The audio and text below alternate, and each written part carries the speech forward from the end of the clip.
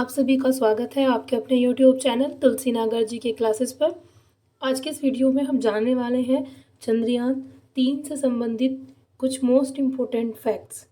जैसा कि हम सभी जानते हैं कि चंद्रयान 3 23 अगस्त को 6:04 पर चंद्रमा के दक्षिणी ध्रुव पर सॉफ्ट लैंडिंग करेगा। तो आइए जानते हैं इससे जुड़े हुए कुछ इम्पोर्टेंट क्वेश्चंस। सबसे पहला प्रश्न है, चंद्रयान 3 चंद्रमा पर सॉफ्ट लैंडिंग कब करेगा? 21 अगस्त, 23 अगस्त, 22 अगस्त, 25 अगस्त। चंद्रयान 3 चंद्रमा पर सॉफ्ट लैंडिंग करेगा 23 अगस्त को। तो इस क्वेश्चन का ऑप्शन नंबर बी हो जाएगा करेक्ट आंसर। अगला प्रश्न है, चंद्रयान 3 आज किस समय, जैसा कि आज दिनांक 23 अगस्त दिन बुधवार है, तो आज किस समय चंद्रमा पर सॉफ्ट लैंडिंग करेगा? 5 बजे, 6 बजे, 6:04 पर, 6:10 पर। चंद्रयान 3 आज चंद्रमा पर 6:04 पर सॉफ्ट लैंडिंग करेगा। तो इस क्वेश्चन का ऑप्शन नंबर सी हो जाएगा करेक्ट आंसर। नेक्स्ट है, चंद्रयान 3 की लैंडिंग करने के लिए 23 तारीख के चुनाव का क्या कारण है?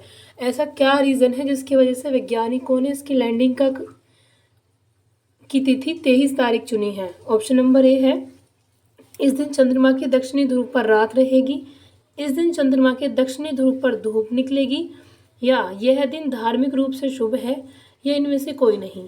चंद्रयान 3 की लैंडिंग 23 तारीख को इसलिए की जाएगी क्योंकि इस दिन दक्षिणी ध्रुव पर धूप रहेगी। चंद्रमा पर 14 दिन रात और 14 दिन धूप रहती है, वहाँ पर उजाला रहता है।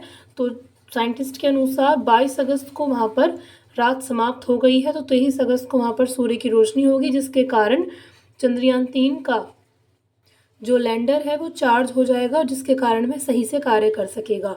तो इस क्वेश्चन का ऑप्शन नंबर बी हो जाएगा हमारा करेक्ट आंसर। अगला प्रश्न है, चंद्रयान 3 चंद्रमा के किस हिस्से पर लैंडिंग करेगा? उत्तरी ध्रुव पर, मध्यवर्ती हिस्से पर, दक्षिणी ध्रुव पर, या ए और बी दोनों पर? चंद्रयान 3 चंद्रमा के दक्षिणी ध्रुव पर लैंडिंग करेगा, और जैसे ही दक्षिणी ध्रुव पर सफलतापूर्वक सॉफ्ट लैंडिंग कर लेता है, उसके पश्चात भारत चंद्रमा के इतने निचले हिस्से पर लैंडिंग कराने वाला पहला ऐसा देश बन जाएगा।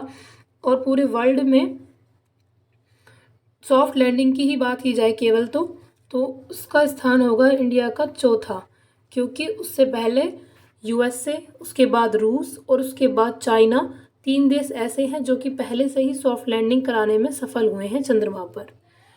अगला प्रश्न है, 1969 पर चंद्रमा पर पहली बार पैर रखने वाले नील आर्मस्ट्रॉन्ग के जूते के निशान के बारे में दावा किया जाता है कि वह अंतरिक्ष से दिखता है।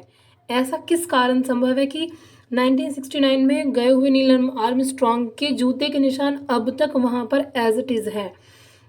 क्वेश्चन के ऑप्शंस हैं, क्योंकि चांद पर वातावरण नहीं है, वहां पर आंधियां या तूफान नहीं चलते, वहां पर अपरदन या इरोजन जिसे हम इंग्लिश में बोलते हैं उसकी प्रक्रिया नहीं होती।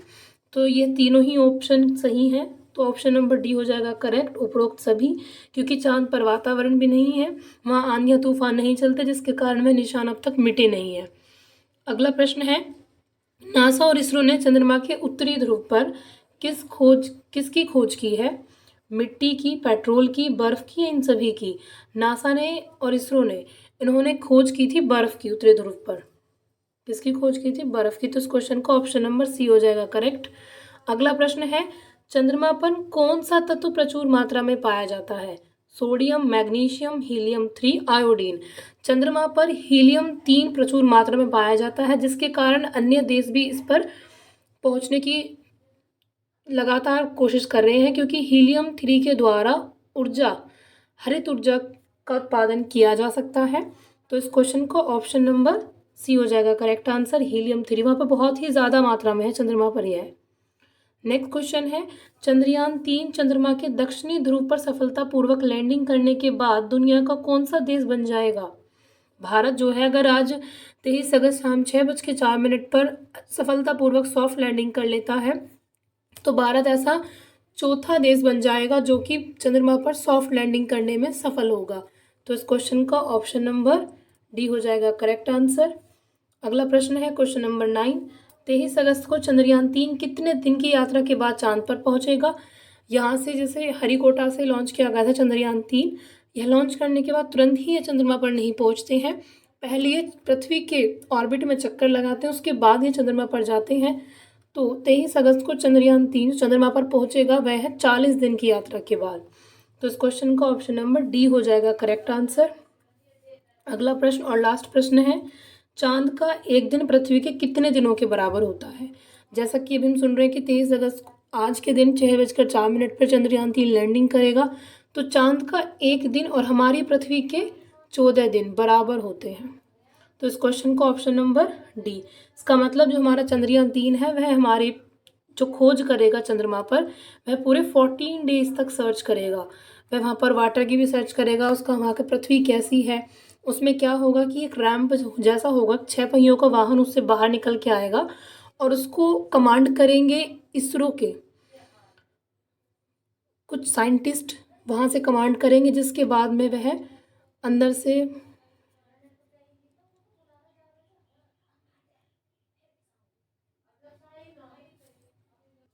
अगर आपको ये वीडियो इन्फॉर्मेटिव लगे हों, इसके फैक्ट्स आपको यूज़फुल लगे हों, तो इस वीडियो को लाइक करें, चैनल को सब्सक्राइब जरूर करें इसी तरह के इंपॉर्टेंट फैक्ट्स जानने के लिए। Thanks for watching.